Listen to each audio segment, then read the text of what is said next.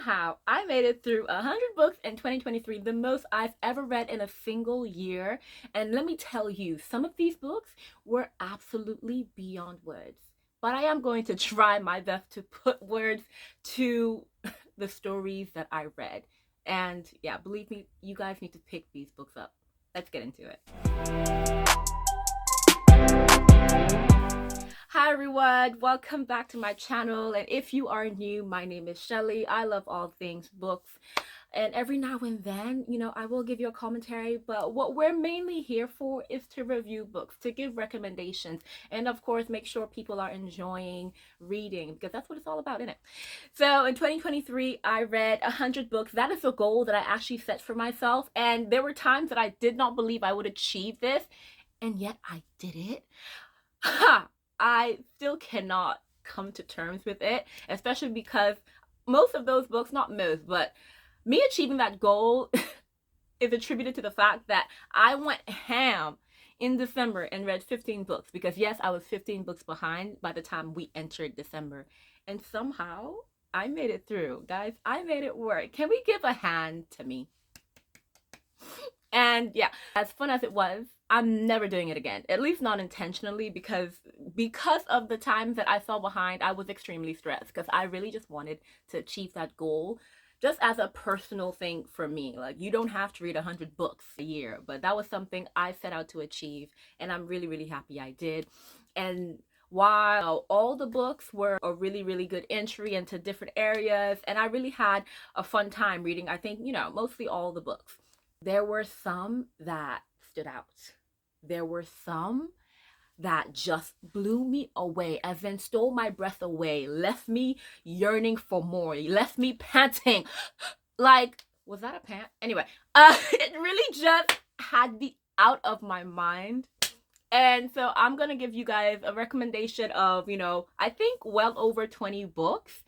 And believe me when I say, you will want to pick up every single one of these books. Now, if you watch my last video, you know that the way I review books and media in general is in two ways. I either review it very critically, and I mean I review it by plot, by story, by pace, by language use, characters. I go in and I truly, really, really analyze a book. And sometimes I just go on vibes, So sometimes a book will get a really, really high rating simply because of the vibes alone.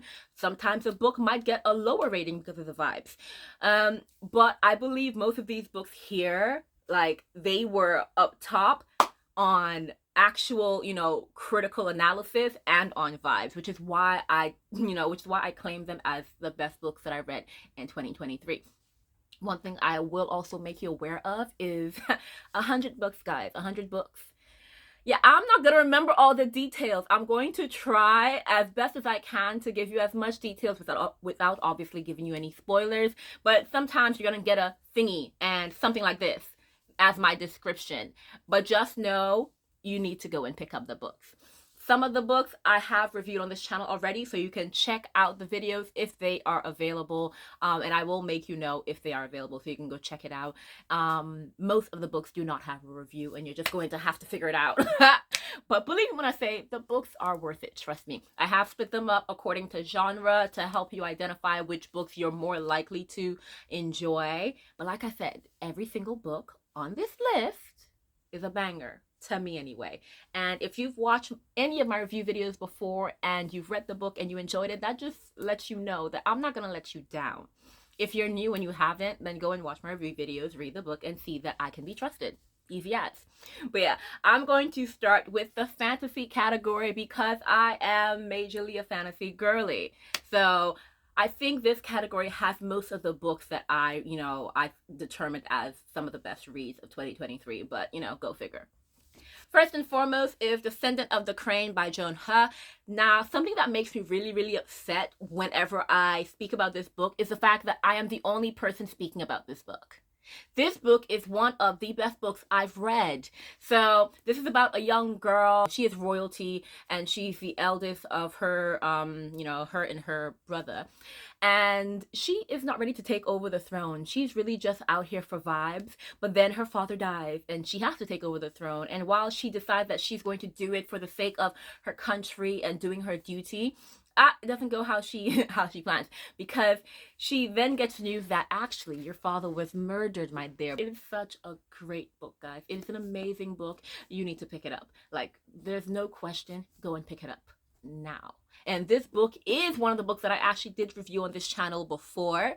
So go and check out that review as well. Believe me, you will not regret picking up this book. If you like fantasy, if you like political intrigue, if you like multiple characters and some mystery, and even a bit of romance, but very, very little, then believe me, this book is for you. Now, the next book, oh my goodness, I finally decided to pick up To Kill a Kingdom by Alexandra Christo.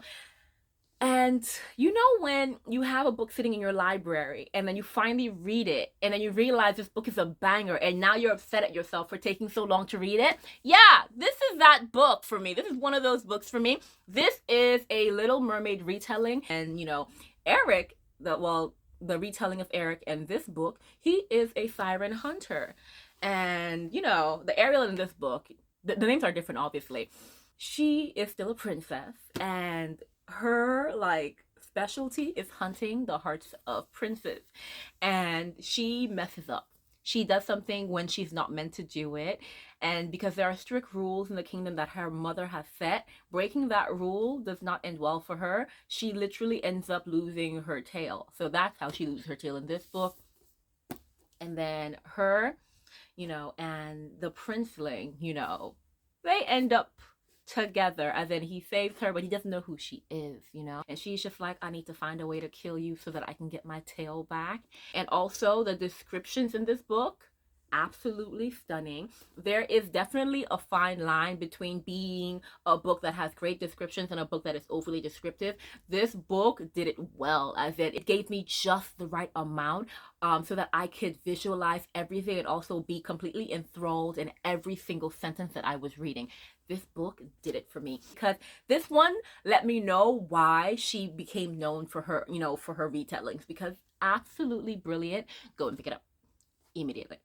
Now, the next book, oh my goodness, this is a retelling of an Indian classic, the Ramayana, and that is Kaikeyi by Vaishnavi Patel. I do have a review up of this book, so if you want a full review, go and get it. This is probably one of the best retellings, one of the best stories I've ever read. The storytelling in this book is supreme, and that's all I have to say about it, because if I start, I won't end. Think female rage, but also think female power. Like, Kaikeyi, she is a queen who deserves that title. She's absolutely amazing. And seeing her go from where she started to where she ended up was like heart-wrenching. But then it also gives you just like this amazing perspective story. Like the plot itself is amazing. Like you get more characters being introduced and you're just like, okay, how do you connect? How do you connect? And then it all comes together and then it all kind of just starts to like break apart. You're just like, oh my goodness. A lot happens in this book, but then it really grips you because it's just like, oh, so much is happening and I want to continue. I love it. I love it. I love it. One of the best books I've read. Go and pick it up. I am not joking. Go and pick it up immediately. It was great. Yeah. Now, the next book is a sequel. So you will have to read the first book, but the first book was amazing, which is why I begged for this book. And that's not a joke. I begged for this book. I went on TikTok and I tagged the author, I tagged the publisher, and I was just like, I want this book. And they actually sent it to me. So how amazing is that? And that is The Blood Gift, the sequel to The Blood Trials by Nia Davenport. Guys, this book, oh my goodness. If you like badass women, this book is it. This book is it. Ikenna Amari is not one to be messed about with. When I tell you, you read some books and some people have a lot of mouth, but they can't back it up. Ikenna got a lot of mouth and she'll show you what she means. She'll show you that she's not the one to be played with.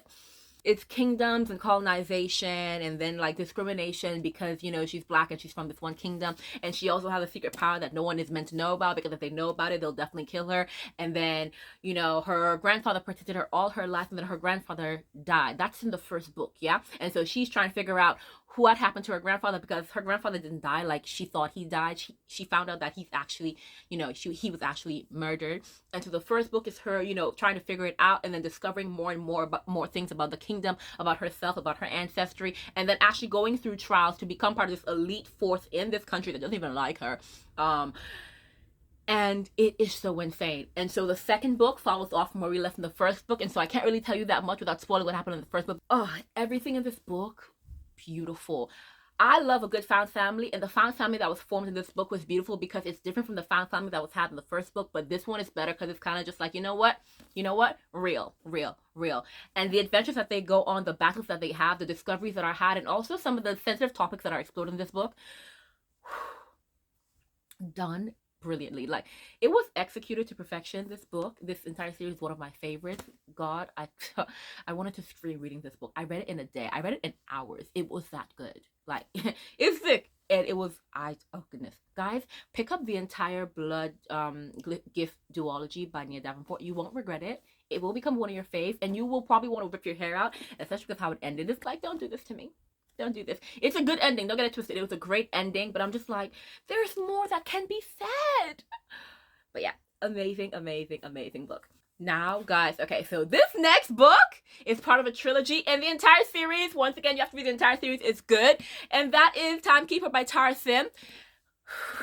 You know what's so funny about this book? The first book, I actually ended up giving it, I think 4.5 star, because at the beginning it kind of confused me, but the series itself is absolutely brilliant. And outside of the confusing beginning, the series is great. And while it is fantasy, part of me wanted to put it in romantasy in terms of like the genre, because I'm just like, I was, at one point, I just became more invested in the romance than anything else. The storytelling in this book is amazing, and the plot is great. So basically, this is like, is it Victorian London or something like that? Where in this world, time is actually controlled by time clocks. So like Big Ben, time is actually controlled. And so if like a tower breaks down or has like, you know, repairs that needs to be done, it can actually stop the town around it. So like if London, if Big Ben, if the clock had a glitch, you would see people actually glitching about, like stepping back.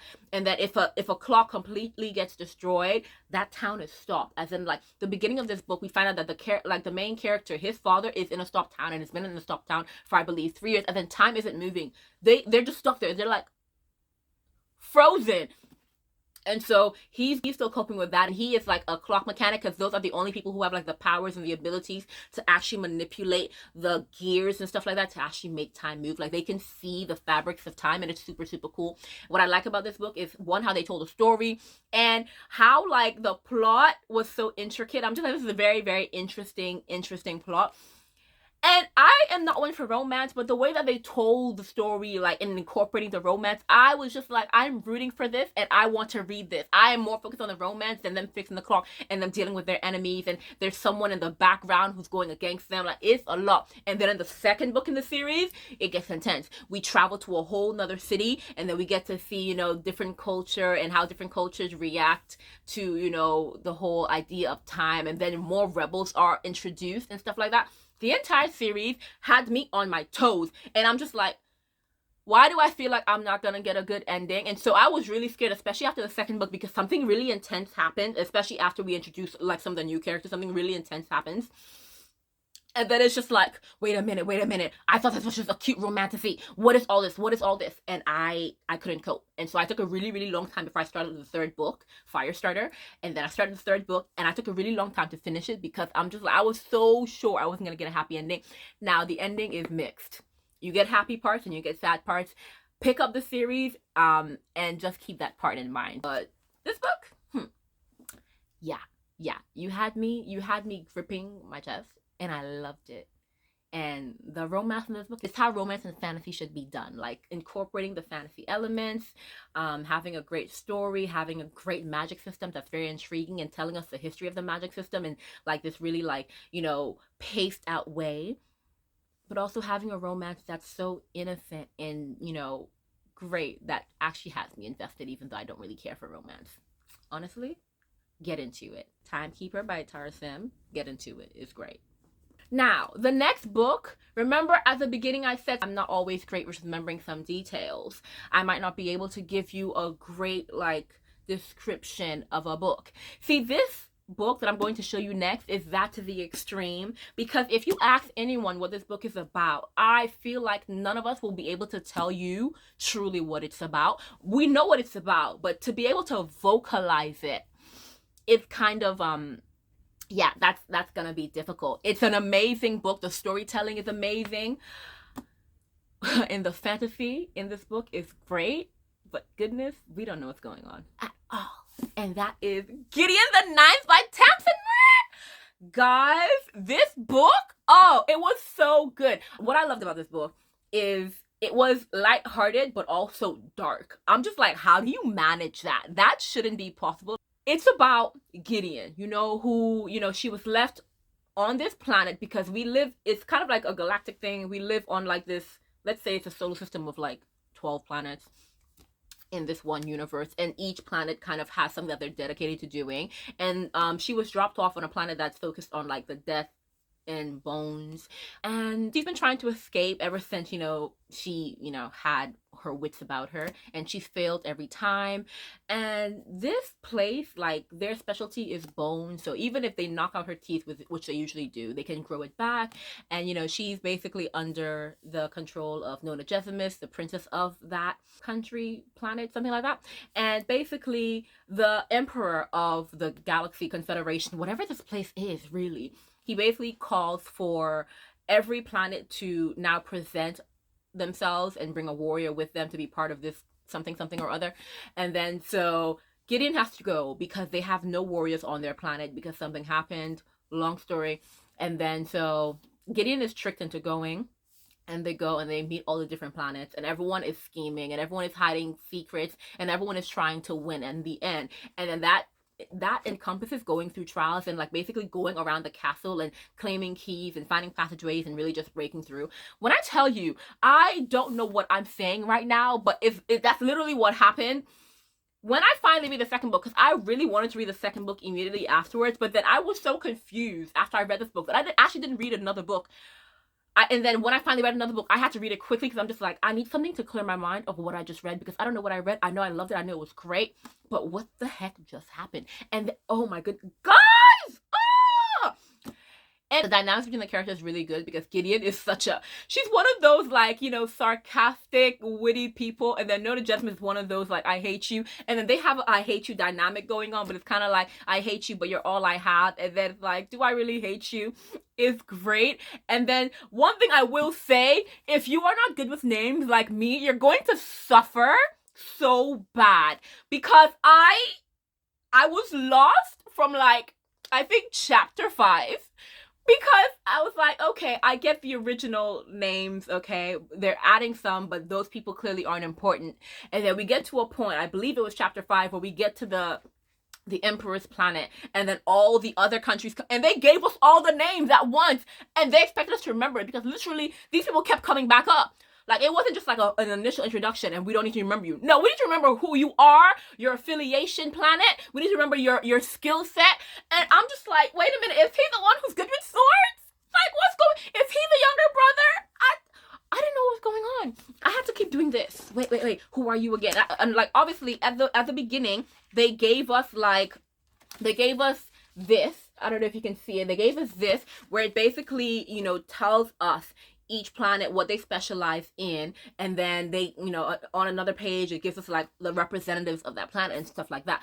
I had to keep going back to be like, who did he just speak to? Okay, you are this person, but what's your relation? I had to keep flipping back. I think it was at like maybe 60% of the book, maybe 70 if we're being honest, where I really didn't have to look back and forth, but that's because some people started to disappear, and you're gonna find out how and why as you go through. And when you get to the end of the book, you'll find out how and why. Maybe more so the why. And then you're just going to be like, what in the hell is going on here? That is Gideon the Ninth. I don't know if you understood any of that. Truly a great book. And the thing is, I did understand it. It's just a really, really complex plot. That's why it's kind of like, okay, how do I truly explain this? But honestly, guys, pick it up. Amazing. One thing I am realizing is that I am still on fantasy, and we're barely anywhere in this book. So it's probably going to be one of my more longer videos, or I might just have to split the video up, but I don't feel like doing that. So it's going to be a longer video. Stick with me, guys. It's great books. The next book is The Dragon's Promise by Elizabeth Lim. I actually did do a review on this. Go check it out on my page. This is the sequel to Six Crimson Cranes, and Six Crimson Cranes and the Dragon's Promise are probably one of the most beautifully written books.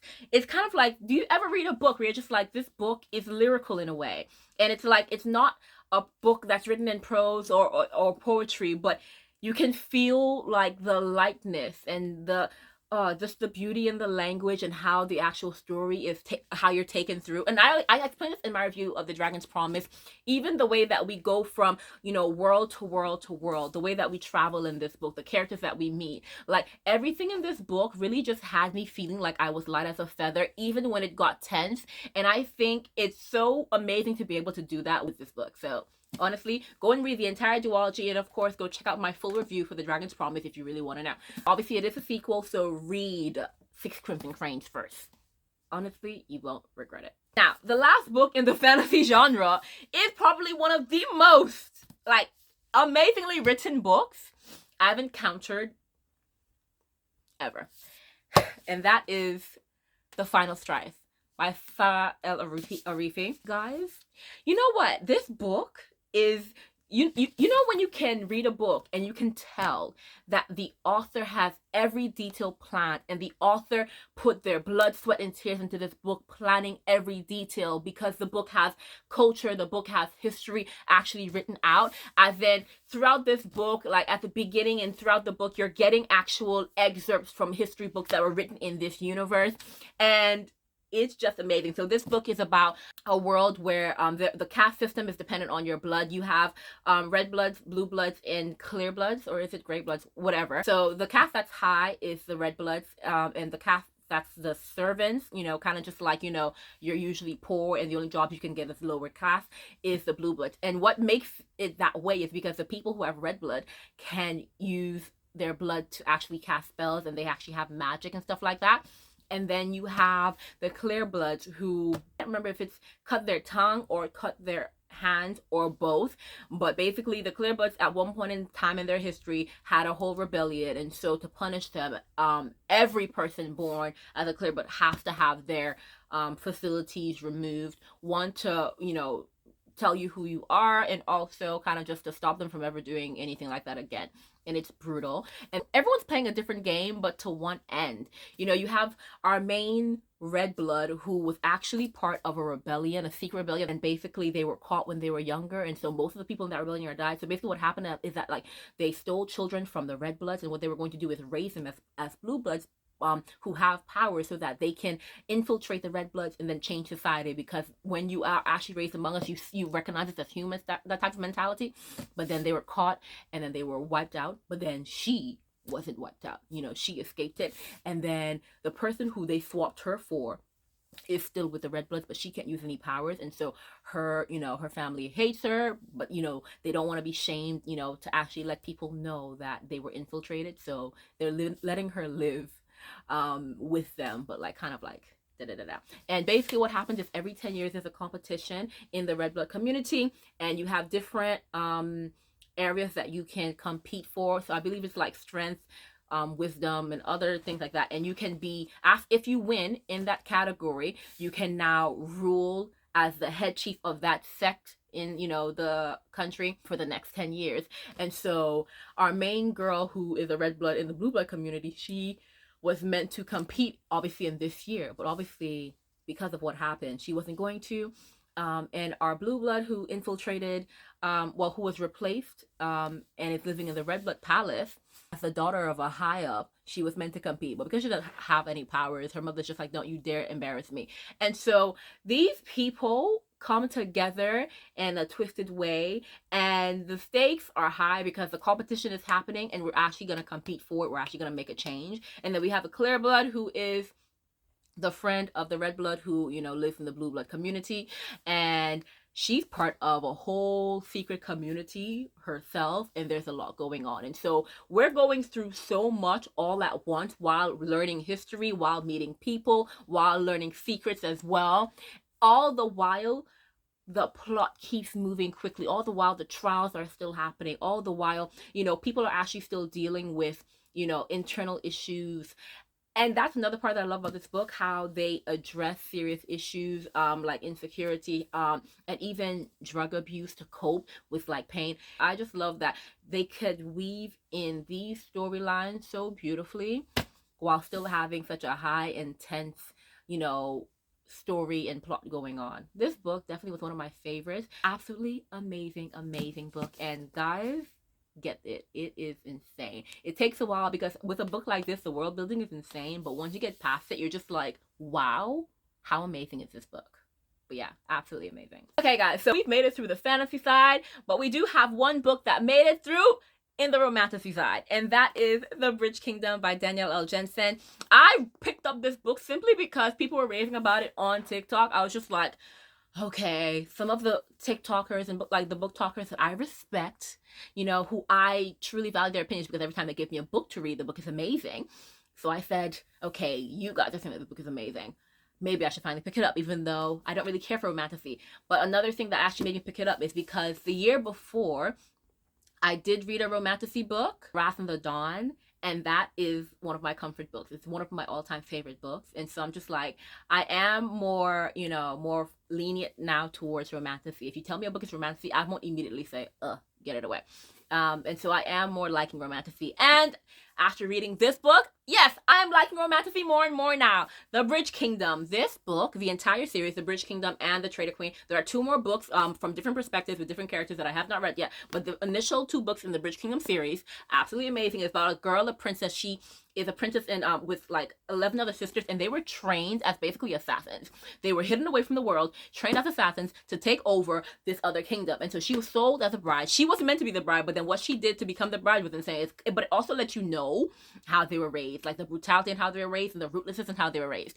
And then so she gets sold as like a princess bride, essentially. And then obviously, because they were at war with the other country, even the person who she was sold to didn't want that marriage. He only did it because he's just like, I'm just doing this to maintain an alliance and to maintain our safety and da da da da. And so immediately it's enemies. And then you're just like, is this going to be an enemies to lovers, or are you guys going to stay as enemies? Because I don't see it happening. Also, what I love about this book is how it shows you like brainwashing. And I sat there like, I can't be mad at you because you're brainwashed, but also, are you dumb? You're seeing it with yourself that what you were taught was not true, but you don't want to believe it. Like, it was insane. And the second book got way more intense because we had more battles, we had more badass women. Like, it was great. And obviously we had war because of, like, you know, a lot of takeovers and stuff like that. Read the entire series, guys. It's good. It's really good. And believe me, the enemies to lovers to enemies to that part, it really gets you. It grips you because you're just like, I'm rooting for y'all, but at the same time, y'all gonna kill each other. So I don't know if I should root for y'all, but it was good. It was good. It was good. Next series, well, the next genre is YA dystopian, and I only have two books that I believe were absolutely amazing, and you guys need to read them. First and foremost, The Winner's Curse by Mary Rutkowski. I can never pronounce that properly. So sorry for butchering her name. This book, I did an actual full review on it on my channel. This book was absolutely amazing. One, I love how the story was told because it wasn't told from the normal first-person perspective, and that was new to me. Especially when it comes to YA dystopian, and I thought it was great. But also the two characters, I like them because they come from different caste systems, and it was great to kind of see the interactions, because one is a princess who her country took over the boy's country, and now the boy is made a slave, and he was once royalty in that country. And seeing the dynamic between the two is insane because he's planning rebellion and she's like really just trying to find someone who understands her and who can like basically match wits with her. And then she's being confronted with her own like, you know, bias and ignorance towards his situation, and you know, he's kind of just like trying to resist even seeing her as a person because of what obviously has happened. And seeing like the story progress and seeing how everything has happened is kind of just like, I don't know where this is going to end. It's the first book in a trilogy. I have not read the other two, but I am going to read them as soon as possible because I have been thinking about this book ever since I read it earlier on in the year. And it's just like, I just keep thinking like, how is it going to end? Because there's going to be betrayal no matter how you see it. And also, because of what's happened, you can understand why. You know, it's fair. It's fair, you know. It's fair. It's fair. But yeah, absolutely amazing. It's definitely one of my favorite books this year. And the political intrigue in this as well. I love a book with a bit of political intrigue. It doesn't have that much, but it has like a mix of political and military combination. And I was just like, I like that because it's an interesting mix with how they coordinated how they rule their society. But really good book, and I implore you to read it. Honestly, get into it. And the next book in the YA dystopian genre is Pretties. It's the second book in the Ugly series by Scott Westerfield. I know that this series is old, but I only started the series a few years ago, and then I read this book, but then I took a break and I didn't get the third book. And so this year I reread the second book so that I could actually remember where I stopped before I actually get into the third book. And I was just like, oh my goodness, twist on twist on twist. And it was twisty because it went in a direction I didn't expect it to go, especially with the relationships between the characters. I'm just like, I expected something to shift, but I expected it to shift at least in the third book. But then in this second book, they didn't give some characters a chance, especially when it comes to the relations between them. And also, this book, it was kind of just like, oh my goodness, it's one of those books that made me remember that, Shelly, you're reading a YA, because some of these things where I'm just like, this is immature behavior, but I'm just like, you're kids. Because I was just like, why are you behaving like this? Like, stop acting childish.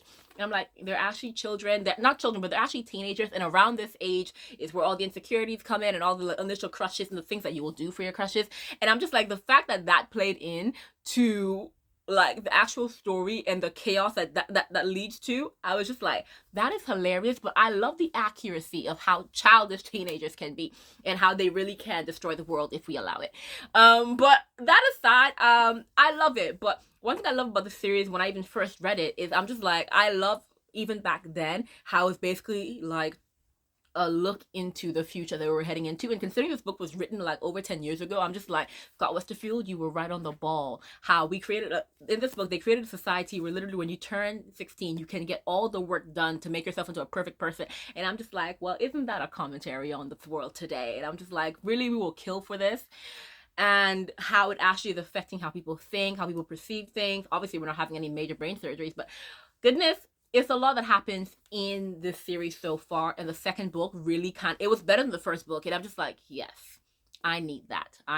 But absolutely great book. If you are into YA dystopian or you want to get back to YA dystopian, the Ugly series by Scott Westerfield is where it's at. Loved it so much. And yeah, it's super, super good. So definitely pick this up.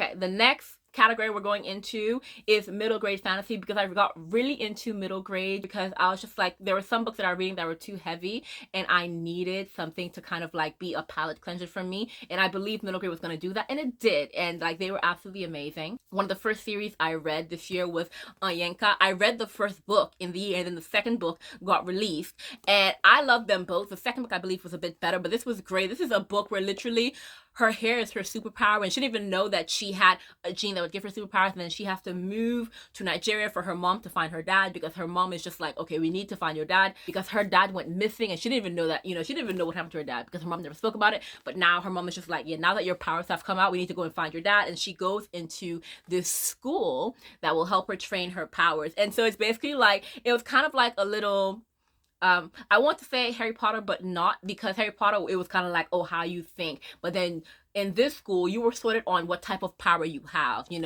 And one, the found family, super cute. Two, lighthearted, like the adventure was fun as well. And the story was great. And I love the reimagining of Nigeria in this book as well.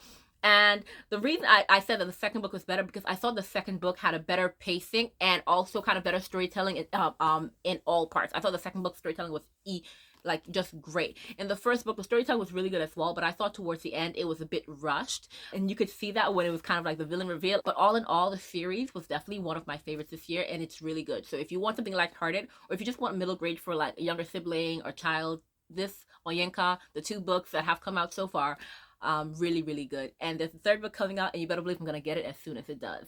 So fun.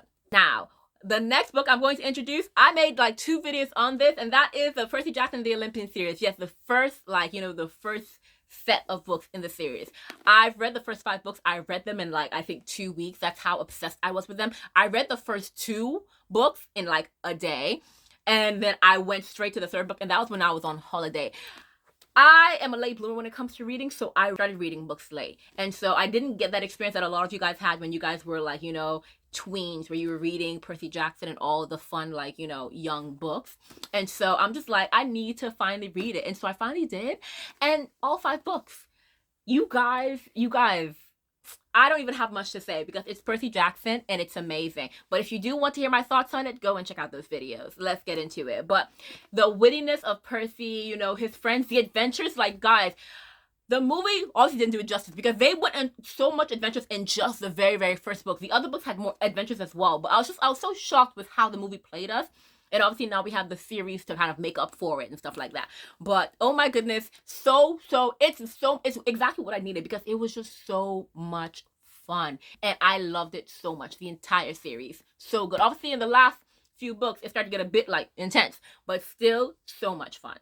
Okay, the next book in middle grade fantasy is The Marvelous by Danielle Clayton. Now, the second book also came out last year, but I have not picked that up. But this book, I think of New Generation Harry Potter. But this one, we also have caste systems as well. So this young girl, she is the first in her community to go to this like magic school because her community was shunned because of the specific magic that they use, because they're from New Orleans and their specific magic is like they can speak with spirits and stuff like that, whereas like the normal magic of this society is more so like using magic in like just other ways and stuff like that. And so their community has always been shunned for like years, but then for once you know, someone is going up because it's in the sky and it's really cool. Once again, it's one of those books where I'm just like, I have to keep reminding myself that she's a child because I'm just like, this is childish behavior, but I'm like, yeah, she's a child. There are some stubborn behaviors and I'm just like, stop it, you're not helping yourself.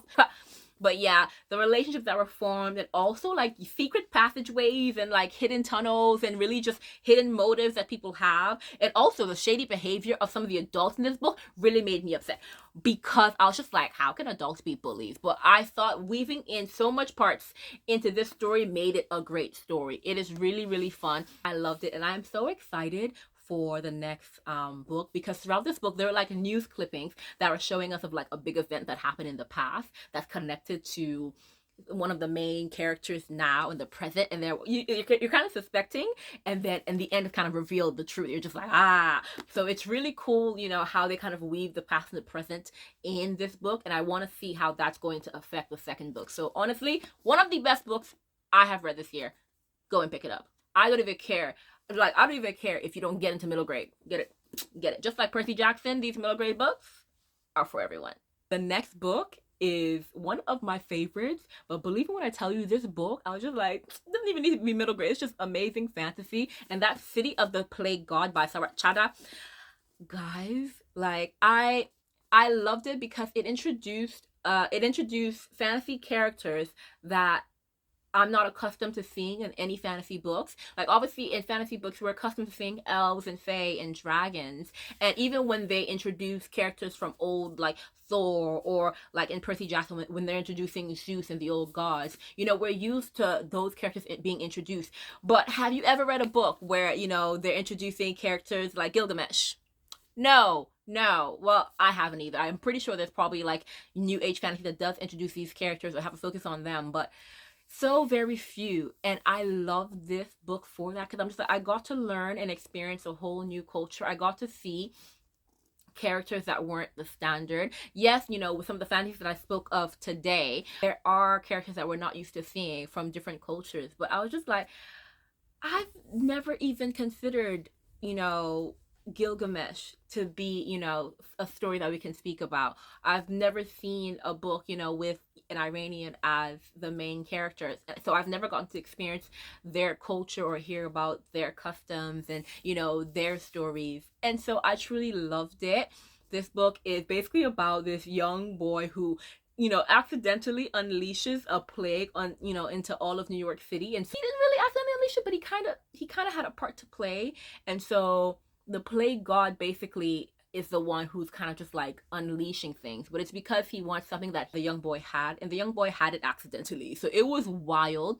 The only thing is, because I was so unaccustomed to seeing these type of stories, the names of like the different creatures, I was just like, okay, this is meant to be a this. This is this. Okay, okay, okay, okay. So it was like sometimes hard at the beginning for me to like remember what that was meant to be. And this book was descriptive in a really good way because it was so descriptive that I could see the creatures sometimes. Some of the creatures were really kind of like, ugh. And so I was just like, kind of like, yeah, sometimes. Because this book is really fun in that sense because I really could just act like a complete child because something was completely new to me. And I love that experience. So you know what? City of the Plague God, guys, go pick it up. The adventure that he goes through to try and find the weapons that will end the plague god, super fun. And his, like, what I loved about this is in so many of these books, so many of the kids are just like, sure, I'll accept the challenge, and he's just like, keep me out of it. In this book, he's really just like, I don't want any parts. Every time they try to bring it, he's just like, leave me out of this. This does not involve me. And I was just like, finally, a child who's not with the mess, who is not with it, and is just running away until like the very last minute. And I love that for him. His name is Sick.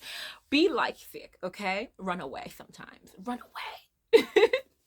The last book in the middle grade fantasy section is The Last Fallen Star by Gracie Kim. And the entire series, it's a 3-book series called the Gifted Clan series. It is Korean-based mythology fantasy. And goodness, oh my goodness, this is definitely one of the best series ever I read. I was just like, I was reading it and I was like, I felt so much hope for this generation if they have books like these coming out, because I'm just like, once again, experiencing different cultures and different mythologies and stuff like that, but also just great storytelling and great fun and different, oh goodness, it's so amazing. So it's about a young girl who was adopted into her family, and her family is a family of basically magical Korean witches. And so basically in the Korean community, there are a few people who can use powers, you know, and they, the powers that they have is because of a blessing of their specific god. So, you know, you have the Nine-Tailed Fox clan, you have just a bunch of different clans, and each clan has different powers depending on the spirit that has gifted, you know, their clan their powers.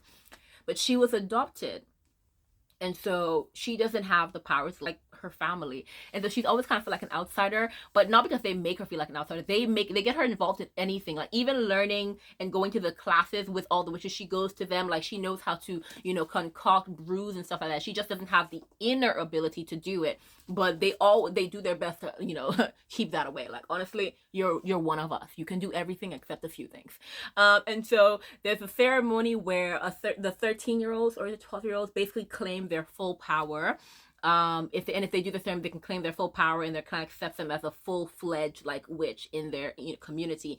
And so her sister, who's the same age as her, is about to have her ceremony. But her sister is just like, oh my goodness, I found a spell where I can transfer my power to you, and if that happens, that means you can become just like us. And what do you think happens? Yeah, the spell backfires. Yeah, it backfires, and so Hattie ends up kind of in like a coma, losing her life force. A lot of bad things happen, really. And so now she has to go on an adventure to try and rescue her sister and get her sister's spirit back or something like that, so that her sister doesn't die. Okay? And while doing that, she discovers quite a lot. She goes on a lot of adventures. She goes to a whole new world, basically. And she discovers that some people are keeping secrets, some people are plotting some things, and this community is about to be changed forever. And then we go to the second book, and then we go into a whole new world. Literally, we go into like the spirit world, and I love that we got to experience like how the community spirit world is meant to be, and then we get to meet a new person, and we're just like, wait a minute, why are you here? You're definitely meant to be important. And then he is important, and then we find out more about, because we found out more about the main character in the first book, and then we found out more and more in the second book, and then we're just learning more as we go along, but we're exploring different areas, we're meeting different characters. Obviously everyone is betraying everyone, it's insane. And then with the revelations that are being had, then things are twisting and plotting. I mean, by the time we get to the third book, everything is chaotic, everything is breaking down, and you really are depending on 12-year-olds, and it's just like, they're 12-year-olds, nothing is going to go well. And it's just super fun to kind of see their, you know, their adventure, but also they're like 12-year-olds, and you see them kind of like growing up and going through the phases of like a normal 12-year-old, while also going through the phases of like a magical 12-year-old who has like the universe on their shoulders. So it is super fun, and everything in this book was absolutely amazing. The world building, out of this world. The storytelling, out of this world. The wit, the drama, the interactions between all the characters, out of this world. I was so upset when I got to the end of this book because when I read the first book, I got the second book immediately. Then I couldn't even get the third book because the third book hasn't been released yet. So when the third book finally got released, I got it immediately and I raced through and then it was over. That's how good this book was. It was just like, you want to read me? And I'm just like, yes. And I want to read more and I didn't get to. But this book is so, so good. That's the end of middle grade fantasy, guys. Next, we have satire, kind of contemporary fiction, and that is Yellowface by R.F. Kuang. This is actually my first R.F. Kuang book that I read, and it didn't let me down. I feel like most of us know Yellowface. It's about a young woman who is an author, but she wasn't doing too well, and then an acquaintance friend of hers who she was visiting died, and then she was at her house when she died, and so she kind of stole her story because her acquaintance friend was popular, like poppin', and so she ended up stealing her acquaintance friend's actual book and then publishing it as her own. And then this is a blazing commentary on, you know, publishing today, because it gave us the insight of how so many people view what publishing is doing and what's happening in publishing, especially the people of color in publishing, as in they believe that people of color are being advantaged because, you know, they're finally being given a chance, you know, to excel even just a bit. And it's just, goodness me, this entire story was insane. I did speak about this one time in one of my weekly vlogs, so you can check this out, because I don't even think I want to go over it again because the main character was so annoying, absolutely insane. I love this book because I was just like, it's so real, but it's the satire for me because I'm just like, it's very clear that some people really think like this and they'll read this book and they won't see a problem, and I'm just like, and that's where the problem lies. But it was entertaining, but at the same time, it was so frustrating because you were just like, she can't be serious. And I'm like, I know R.F. Kuang is writing this as satire, but to some people, this is how they really think. And so I was just like, But honestly, for my first R.F. Kuang book, I'm just like, I see why people love her. Her writing is really just, it's so smooth, and I absolutely love this. Now, we're almost there, guys. We're almost there, but this is a segment that I definitely have to get through because the next set of books that I read is how I ended this year, and that is thrillers/mysteries. And one of the first books is Very Vicious Games by Joelle Wellington. This book, fast-paced, insane. Literally, a girl enters a competition to be the wife of someone so that she could win a scholarship to a school. You think that sounds crazy? She wasn't even trying to be a wife. She was just trying to get into the rich family, because the rich family, if you win the competition, you get a favor. But they were trying to find a wife for their son, and the length that this family will go to, it really shows you that some people are crazy. All I can remember from this book is how more and more even the normal people reveal themselves to be completely insane. And that's one of the things I love about this book, because progressively it just gets more and more crazy and more psychotic. And you're really just rooting for this girl to survive. You're just like, baby girl, find a way out, because these people are psychotic. And it was just so fun. It was fast paced. It was like the story. One thing I will say, the story did take some time to really get into like the intense parts, which is why I was kind of just like, maybe a 4.75, 4.5 for you. But the actual story itself was absolutely amazing. So I'm just like, definitely one of the best books, because, you know, the intrigue and, you know, the thrill of it was thrilling. So truly one of the best books and one of the best books that I read this year, definitely. The next book is Ace of Spades by Farida Abike Imide. And goodness, guys, this book had me scared. That's not an exaggerate. I was scared. It's a thriller. It wasn't a horror, but it was reading like horror, because you get through this book and you're just like, it's giving cult, because this is about two students. It was dual perspective as well. Two black students who go to like this preppy white school. You know, all the people in the school are rich and white, and they got scholarships. Actually, no, the black girl was rich, but she was black, and the black boy was poor, black. He had everything against him, really. And so they're just trying to keep their heads up. They're just trying to make it through school. The girl, she's popular. She's made it through the hierarchy of the school. The boy, he's just trying to survive, get a scholarship, get good grades, and get out. And so as the story goes on, things start to not work out for them. Like, small things start happening. Like, it just kind of seems like they're actually targeted. Small things you could be like, oh, accidental or prank. But then more and more as you go through this book, you're just like, no, no, no, no. It's targeting, but who's targeting them? And then it's kind of just like, this seems like it's a bigger scheme than what we're initially thinking. And then you go through it and you're kind of just like, how big is big? Who all is involved in this targeting? And what is the ultimate end goal? It's not just bullying. It's you're just like, how far is far in this book? What really is the background of everything? And the background will shock you. It's just like, what? All of this? And because of how they're finding things out and how they're investigating, you're kind of just like, I'm scared for you. I feel like you guys are not going to make it. Thriller or not, people can die. Okay? People can die. And the thing is, someone did die, but someone didn't die. It's kind of just like, whoop, whoop, whoop. Please. It was a lot going on in this book. But honestly, super amazing book. Go and pick it up. Because people were playing games in this book. And the thing is, some people were not even aware that they were part of this game, but they were. And that's what was insane about it. Now, the next book is the book I think that turned everything around for me, where it really was like, okay, I love thrillers now. I've always liked thrillers, but this book was the one that said, I love thrillers now. And from that point, most of the books that I read from this point were thrillers, and that was because of this book. A Good Girl's Guide to Murder by Holly Jackson. Guys, I feel like most people will know about this book. It's about a young girl, Pippa, who, you know, for a school project, she basically is investigating a murder that happened in her town. And, you know, because she doesn't believe that the person who they blamed it on was actually the person who did it.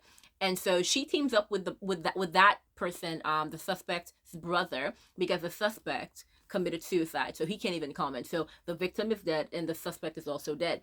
So she teams up with the suspect's brother to actually really investigate what happened all those years ago. I gobbled this book up. It was so good. I'm just like, with the excerpts of her like interviews and stuff like that, and them actually investigating, and her and Ravi, oh my goodness, their dynamic. Oh, I read the entire trilogy. This is now a treasured book to me. As in, I love this book with all of my heart. I love the series with all of my heart. It's one of the best series ever. And if you are on the outs, you're still thinking, oh, is it worth all the hype that it's getting? It's worth every single bit of the hype that it's getting. Every single moment, every single word that you're hearing about it is true. It's great. It's amazing. I love it. The third book in the series, though, we're not going to talk about it because it started off great and then it kind of veered left. That's right, veered left. And and I know the third book has left people kind of just like, we don't know where to go with this. We need a fourth book, like a fourth official book, not a prequel. It ended well, but it's just kind of like, it went insane in the third book, like more insane than we ever anticipated. I mean, you needed to end the book with a bang, but yo, that's a lot. But honestly, changed the type of book I was reading. And that book led me to one of my now all-time favorite series as well. Truly Devious. Goodness me. Truly Devious. Oh, so it's Truly Devious by Maureen Johnson. This is the trilogy. And then there are two other books that were standalone, but then with the fifth book, the way that it ended, and there's going to be a next book, we know that, yeah, the next book should probably definitely connect with the fifth book. But yeah, Truly Devious is about a young girl. So basically she's obsessed with crime. And so she gets invited to this school that's for like special children. So all these kids in the school have like a special ability. Like there's one kid who published a book when he was like, I think like only 13, and it actually did well. People who are actually like great at mechanics, great at chemistry, just young children who have special skills or who are extremely talented for their age group. And so they go to this school, and this school is basically like, it's catered to what you want to do or what your special skill is in. And so since she is into true crime, she gets invited. And so she decides that she's going to solve the murder of the school. So basically the school was founded by this, like, you know, this rich magnate and stuff like that. And his daughter had disappeared along with his wife. His wife was found dead, but the daughter was never found. And so she decided that even though it's a cold case that's like 50 years old, she is going to solve it. And so the entire trilogy is her really just figuring out the entire mystery of who actually took the girl. Is she alive? Is she dead? What's happened to her? And all that is happening, there are people who are trying to sabotage her, people who are trying to trick her, people who are trying to align themselves with her so that they can get the story. So many things happening that's kind of just like, whoa, whoa, whoa, whoa, whoa. But the school environment is so fun. Like, as I was reading, I'm just like, I can imagine the school literally just being like a Hogwarts playground. And I'm just like, that's exactly what I imagined when I read it. That's like what I pictured, and I'm pretty sure that's how it looked. And also found family. The found family in this book is great, and the relationship being formed in this book was so twisted. I'm just like, guys, if you don't behave, it's gonna give toxic. But then the relationship ended up not being toxic, but it started out toxic. I will say that. But the book itself is great. It was really, really good because of how it handled everything that it handled, while still giving us a really amazing mystery and thriller alongside it. Because there were definitely some moments where you're just like, this is meant to be lighthearted. Why do I feel like someone's going to die again? Stop doing this to me. But super, super fun. You know, you have this fun dynamic between her and her friends, and just solving mysteries, not just in her school, but, you know, other places as well. So it's just really super fun. Honestly, the Truly Devious books by Maureen Johnson, some of the best books I've ever read in my entire life. I'm so sorry. One of my favorite books ever. Ever. So good. And we're almost done, guys. The last segment of this video, the last books that you guys need to get into are the non-fiction books. I know some people might cut the video here, or you might have already cut the video, and if you're still here with me, God bless you. But non-fiction can be so, so great, and I'm going to prove it with these books. The first book is Undoctored by Adam Kay. He is the person who wrote This Is Going to Hurt. And This Is Going to Hurt basically gave us an inner look into how the NHS is treating our, junior doctors. And if you don't know, because you're not in the UK, NHS is the UK's healthcare system. And Undoctored is him basically going through his life with us. And this book is just like This Is Going to Hurt. He's giving us his life experiences, as being a doctor, as not being a doctor, as he's like, venturing into the world of, getting into comedy and stuff like that. But one thing that was different with, I think, his other books is his other books had sobering moments, but there was definitely like a part in this book that was so traumatic for him. And then it hurt me so much to know that he went through that. But I was proud and happy that he sought out help, and that he was able to, come this far and actually be able to share it with us. And he's able to mix in those sobering moments with the humor. And even when we go through a sobering moment, he's able to kind of like recover it, but not like in a very abrupt way that's kind of just like, oh, I can't. And obviously when it goes through like the harder moments, you're kind of just like, you can take a break as much as you want. But it's a well-paced book. It's a well, like just amazingly told story. And it's one of those books where you're just like, oh my goodness, real.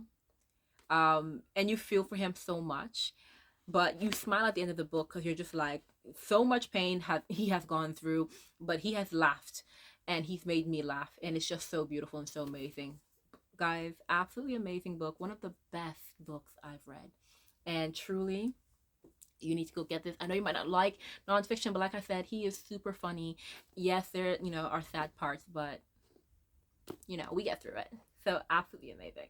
The next book is also a book that I got as part of a campaign, and it is by Brittany K. Barnett. It is A Knock at Midnight. I'm just gonna tell you guys this now. This book made me cry. This book made me sob. So basically, Brittany K. Barnett, she is a lawyer, and she was like a corporate lawyer, climbing up the corporate ladder. But even while she's being a corporate lawyer, she was working on pro bono cases for people in the prison system in America who she believed that the prison system treated them wrongly, because they did. And so this story is just her story, her childhood and her experience in her personal life with people being, put in prison, or people having experience with the justice system, and how she first started like working alongside people in prisons. Quite a lot of stories of actual prisoners who she's helped, like their stories from like their childhood and what got them into prison, and then her getting them out of prison through like different schemes. Guys, this book was so beautiful, because one thing I loved about her is that she reminds us that these prisoners are human, because the minute someone goes to prison, so many people write them off as not being human anymore, and you stop treating them as human, you stop seeing them as human, you stop seeing them as people who deserve a second chance. And reading this book, you're reminded that that is not true. And beyond that not being true, the justice system in America, I won't even, I'm not in America, so it's not my place to really speak on it. But then we've all seen countless stories of what's happening there. So let's be real. I'll give an objective viewpoint and not a subjective one. It is horrendous for so many people. And is it really a justice system at this point? And as she's telling us these stories, I'm just like, honestly, I love her so much for what she's done, because she's worked tirelessly to really actually get justice for people who the justice system has failed. And seeing their stories and seeing what they've suffered through and seeing them make it out, and how she's helped them make it out, and how she's actually maintained relationships with these people and actually built relationships, not just being a lawyer for them, not just being someone they hired, because obviously, like, you know, she works for free, not just being someone they hired, but being someone who became their friend and who helped them past, you know, their times in prison. Like, this is so emotional. Oh my goodness, my heart aches reading these, but I'm so happy that I did. I'm so happy that I did. And I tell everyone to pick up this book. I don't care if you're not interested in law or in justice or in the policing system or in nonfiction. This book is so beautiful. It's so beautiful. It's a tale of humanity. And I love her and I love this book. And I'm telling you, one of the best books of 2023. You need to pick it up. Now, the last two books, yes, I'm coming to an end. The last two books are two books which are really, really close to my heart, because I am a Christian and my faith is really, really important to me. And this 2023 year, I read like mainly fiction books on fantasy and thrillers that were just for fun. I didn't really read much like faith-based books or theology-based books, but towards the end I started actually gobbling up a lot of these books, and these two definitely meant a lot to me, because I'm just like, I resonated so much with what the authors were saying and the authors themselves. And the first one is Life Interrupted by Priscilla Shirer. I will say her entire catalog of books is on point, because I read about like 6 or 7 of her books towards the end of the year, and I loved every single one of them. They were all absolutely breathtaking. Life Interrupted was so apt for me, because towards the end of the year I was going through it, guys. I was going through it. Like, things were complicated, and so my life was interrupted. And so this book, even though I read it at the end of the year when things started to sort itself out, it was just like, yes, the way that, you know, it kind of just resonated with me, and I felt understood. I was just like, you know, me and her were talking, and I love this book. It honestly was one of the best books I read, and I'm going to read it again, because I'm just like, you know what, my life was interrupted, but divine interventions took place, and I will stand by that. And I love Priscilla so much writing this book. And the very last book is by our very own Sarah Jakes Roberts, Woman Evolve. See, I love Sarah Jakes because I'm just like, this baby girl, I love her so much. I just love her flavor. I love her energy, and in this book you could see it. And then she was just I loved reading this book. It was kind of just like a challenge for me to go past, for me to go beyond, and I love that. Like I said, I don't really read that much of these books, especially not in the recent 2023, but this one was a great way to end the year, because it's just like, you know what, Woman Evolve, she was, you know, telling and instructing and advising on how to, you know, get past difficult moments. And really, it was some of the best advice I read, and I loved it so much. But yeah, guys, these are the best books of 2023. I did not expect this video to be this long, and part of me is just like, should I release this, or should I release this in parts, because this is a lot. But yeah, I might just release the entire video just to save trouble. Let's be real, to save trouble. Just watch it all in one, or take breaks. And I'll make sure for this video specifically that there are timestamps so that you guys know where you guys are taking your breaks. But yeah, thank you for those who stuck with me, who stuck it out. I cannot believe you stuck it out, but we're here. We did it. These are the best books of 2023, in my humble opinion, from the ones that I read. And honestly, as you can tell, I had a great time in 2023. I have set my goal way lower in 2024. I've only set it for 40, because as much as I had a great time reading 100 books, I want to, you know, pace myself a bit more. And also, I neglected a lot of my other interests in 2023, and now I want to get back to those interests. So this year I've just been chilling. Like, the first few weeks of the year have gone by and I haven't read a single book. I've been watching anime because I love anime. If you know me, I'm an entire nerd in more ways than one. So it's not just books that I love reading. I love anime, and I love so many other things that I want to get back into, because I neglected them. I love reading my comics, and I've neglected those as well. So I'm just looking forward to getting back into other forms of, you know, things that I love. I won't stop reading, of course, and I won't stop telling you guys about the books I read and about the book world and the book drama, but I'm gonna pace myself just a bit. So yeah, guys, I will be sure to see you very soon. Thank you so much for sticking by with me. Be sure to like, comment, share, and if you haven't already, subscribe, and I will see you very, very soon. Bye.